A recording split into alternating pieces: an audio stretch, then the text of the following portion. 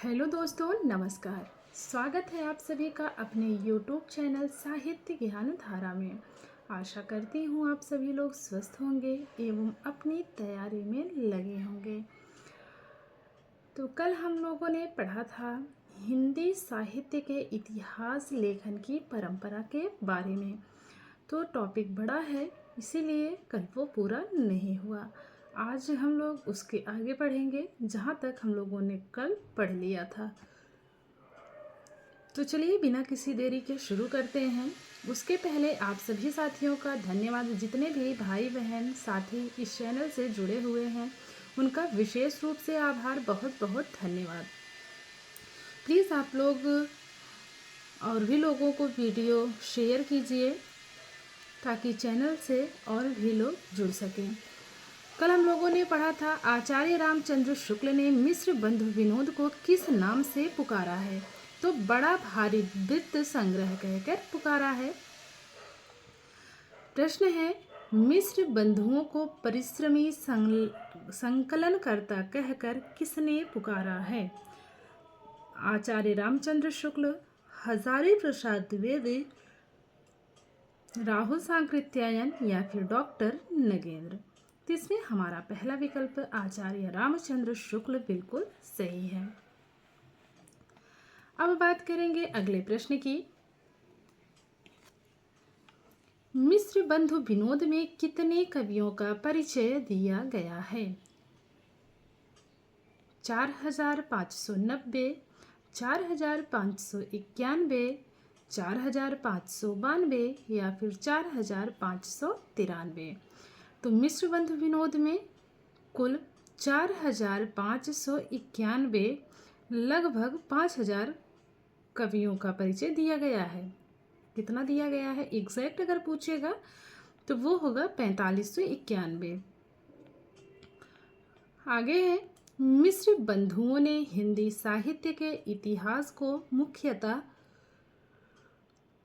कितने भागों में बांटा है। 2 भागों में, 3 भागों में, 4 भागों में या फिर 5 भागों में।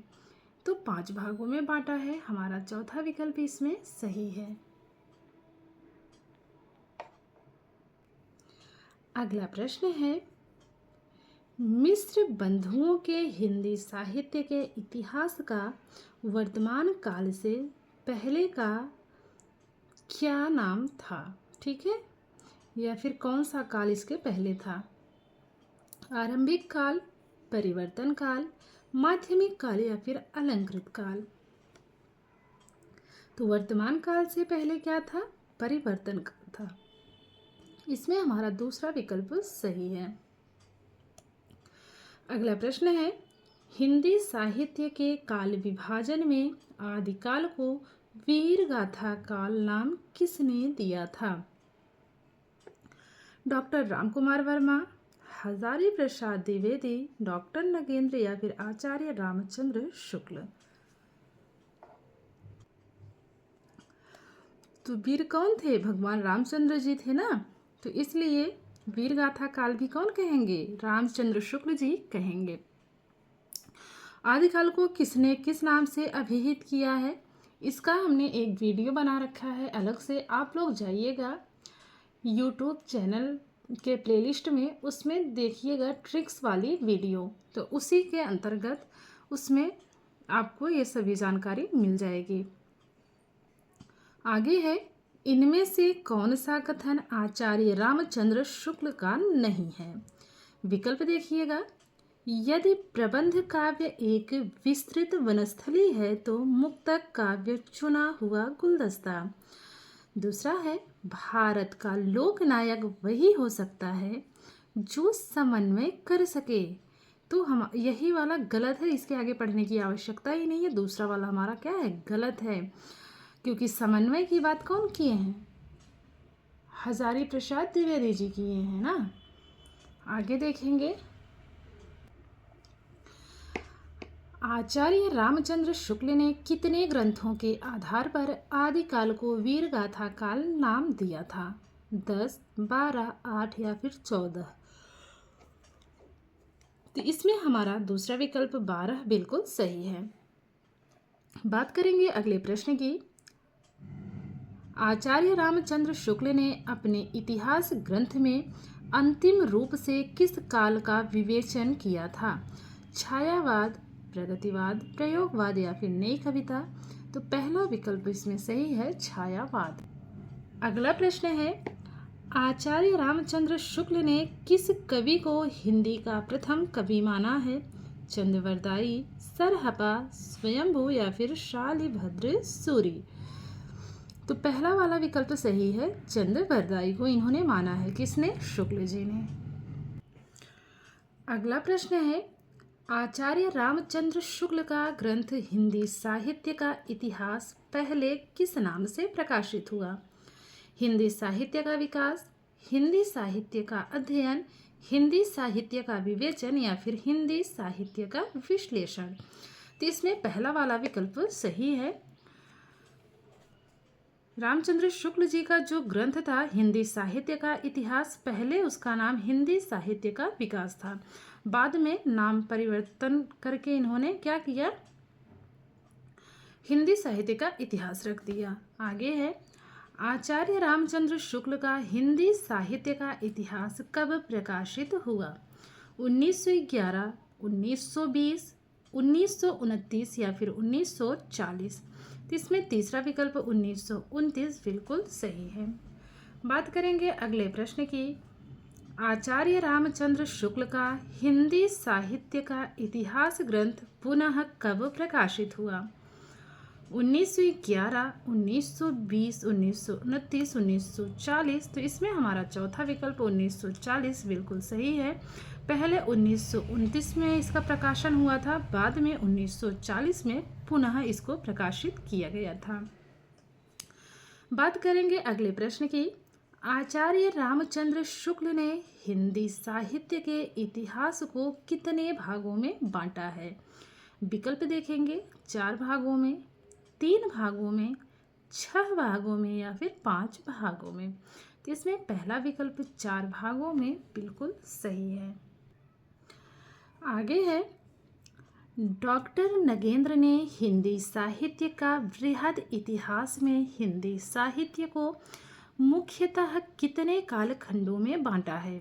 4 भागों में, 3 भागों में, 6 भागों में या फिर 5 भागों में? तो 4 भागों में बांटा है इन्होंने। पहला विकल्प इसमें सही है। अगले प्रश्न की बात करें तो अगला प्रश्न है, डॉक्टर नगेंद्र का हिंदी साहित्य का बृहद इतिहास ग्रंथ कब प्रकाशित हुआ? 1938, 1940, 1952 या फिर 1973? तो 1973 हमारा चौथा विकल्प इसमें सही है। अगला प्रश्न देखेंगे, किस विद्वान ने भारतेंदु युग को पुनर्जागरण काल नाम दिया? आचार्य रामचंद्र शुक्ल, हजारी प्रसाद द्विवेदी, राम कुमार वर्मा या फिर डॉक्टर नगेंद्र? तो पुनर्जागरण काल नाम किसने दिया है? डॉक्टर नगेंद्र जी ने दिया है। किसको? भारतेंदु युग को।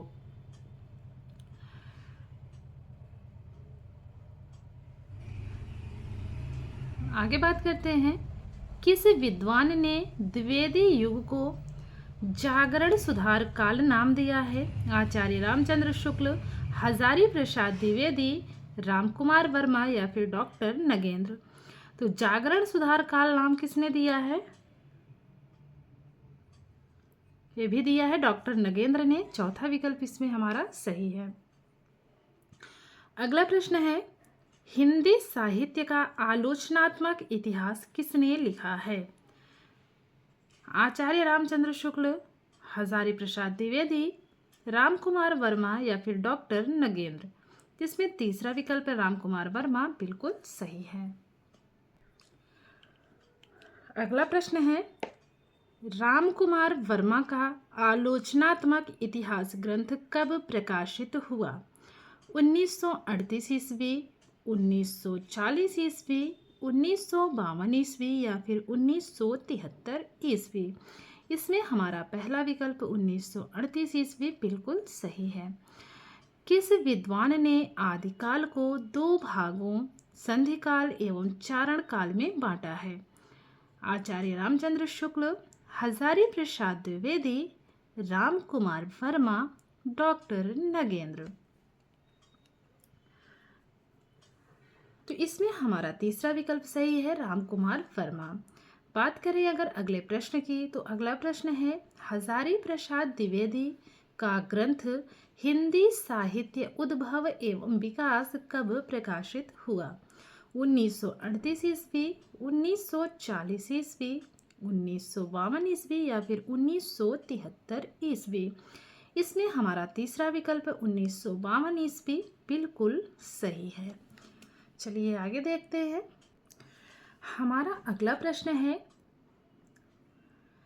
भक्तिकालीन साहित्य को भारतीय विचारधारा का स्वाभाविक विकास किसने माना है? विकल्प देखिएगा, डॉक्टर रामकुमार वर्मा, आचार्य रामचंद्र शुक्ल, हजारी प्रसाद द्विवेदी या फिर डॉक्टर विश्वनाथ प्रसाद मिश्र? तो इसमें हमारा तीसरा विकल्प बिल्कुल सही है, हजारी प्रसाद द्विवेदी। अगला प्रश्न देखेंगे, काशी नागरी प्रचारणी सभा द्वारा हिंदी साहित्य का बृहद इतिहास कितने भागों में लिखा गया है? 16 भागों में, 18 भागों में, 20 भागों में या फिर 22 भागों में? तो इसमें हमारा पहला विकल्प 16 भागों में बिल्कुल सही है। वह प्रथम इतिहासकार जिसने कवियों के जीवन चरित्र के स्थान पर उनकी रचनाओं का साहित्यिक विवेचन किया है? डॉक्टर रामकुमार वर्मा, आचार्य रामचंद्र शुक्ल, हजारी प्रसाद द्विवेदी या फिर डॉक्टर विश्वनाथ प्रसाद मिश्र? इसमें हमारा दूसरा विकल्प आचार्य रामचंद्र शुक्ल बिल्कुल सही है। अगला प्रश्न है हजारी प्रसाद द्विवेदी का ग्रंथ हिंदी साहित्य का आदिकाल कब प्रकाशित हुआ? विकल्प है 1938 ईस्वी, 1940 ईस्वी, 1953 ईस्वी या फिर 1973 ईस्वी? तो इसमें हमारा तीसरा विकल्प 1953 ईस्वी बिल्कुल सही है। बात करें अगले प्रश्न की, तो अगला प्रश्न है हजारी प्रसाद द्विवेदी का हिंदी साहित्य की भूमिका ग्रंथ कब प्रकाशित हुआ? 1953 ईस्वी, 1940 ईस्वी, 1952 ईस्वी या फिर 1973 ईस्वी? तो इसमें हमारा दूसरा विकल्प 1940 बिल्कुल सही है। अगला प्रश्न है हिंदी साहित्य का वैज्ञानिक इतिहास के रचयिता कौन है? Doctor Ramkumar Verma, doctor Nalin विलोचन Sharma, doctor Ganpati चंद्र गुप्त या फिर डॉक्टर विश्वनाथ प्रसाद मिश्र? तो वैज्ञानिक इतिहास लिखने वाले हैं डॉक्टर गणपति चंद्र गुप्त जी। इसमें हमारा तीसरा विकल्प बिल्कुल सही है। अगला प्रश्न है डॉक्टर गणपति चंद्र गुप्त का हिंदी साहित्य का वैज्ञानिक इतिहास कब प्रकाशित हुआ? 1953, 1965, 1952 या फिर 1973? तो इसमें दूसरा विकल्प 1965 बिल्कुल सही है। अगला प्रश्न देखेंगे हिंदी साहित्य का इतिहास दर्शन के रचयिता कौन है? Doctor Ramkumar Verma, doctor Nalin विलोचन Sharma, doctor Ganpati चंद्र गुप्त या फिर डॉक्टर विश्वनाथ प्रसाद मिश्र? तो इतिहास का दर्शन कैसे करेंगे? मोचन से ना। तो नलिन विलोचन शर्मा, यहाँ पे विमोचन दिया है लेकिन विलोचन होगा। बात करें अगले प्रश्न की, तो अगला प्रश्न है हिंदी कोविद रत्नमाला के लेखक कौन हैं? डॉक्टर रामकुमार वर्मा, डॉक्टर नलिन विलोचन शर्मा, बाबू श्याम सुंदर दास या फिर डॉक्टर विश्वनाथ प्रसाद मिश्र? तो इसमें तीसरा विकल्प हमारा सही है, बाबू श्याम सुंदर दास। तो आज की वीडियो को यहीं तक रखेंगे। इसके आगे का हम लोग देखेंगे नेक्स्ट वीडियो में। तो इसका पार्ट 3 कल आ जाएगा। कल हमारा ये टॉपिक समाप्त हो जाएगा, हिंदी साहित्य के इतिहास लेखन की परंपरा। उसके बाद हम लोग शुरू करेंगे भक्ति काल, रीति काल, ऐसे करके ये श्रृंखला आगे बढ़ती रहेगी। तो इसमें जितने भी प्रश्न हैं सब चुनिंदा प्रश्न हैं जो परीक्षा में पूछे जा चुके हैं। तो आशा करती हूँ आपको वीडियो ज़रूर पसंद आएगी और प्लीज़ आप लोग अपने साथियों को भी चैनल से ज़रूर जोड़िए। और जो भी साथी चैनल को पहली बार देख रहे हैं, वीडियो को देख रहे हैं, सुन रहे हैं, वो लोग प्लीज़ जो है चैनल को ज़रूर सब्सक्राइब कर लीजिएगा। और आप लोग प्लीज़ कमेंट के माध्यम से यह भी बताया करिए कि आप लोगों को वीडियो कैसी लगती है। और शाम को अभी कल ही शुरू हुआ था घटना चक्र से भाषा विज्ञान। तो अगर आप लोग पढ़ना चाहते हैं भाषा विज्ञान घटना चक्र से तो कमेंट बॉक्स में ज़रूर बताइएगा ताकि वो श्रृंखला हम आगे लेकर चल सकें। और अगर नहीं पढ़ना है तो वो भी बताइए, उसकी जगह पे कोई दूसरा टॉपिक शुरू किया जाए।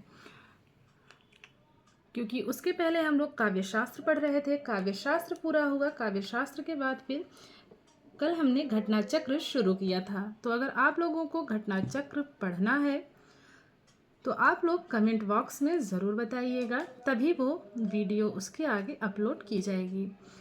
तो ठीक है, मिलते हैं नेक्स्ट वीडियो में। तब तक के लिए सभी को जय श्री राधे कृष्णा, जय श्री सीताराम, नमस्कार।